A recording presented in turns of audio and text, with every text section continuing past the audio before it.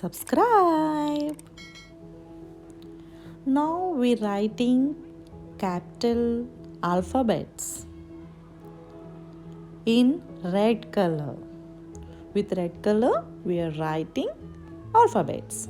Capital E, capital E, capital A in red color. Now next letter, capital B. B for ball, capital B. Next letter is capital C. C for cat, capital C. The next letter is capital D. Next letter, capital E. Next letter, capital F.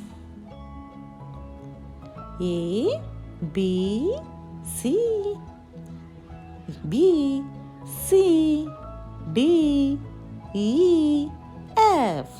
All these alphabets, capital alphabets.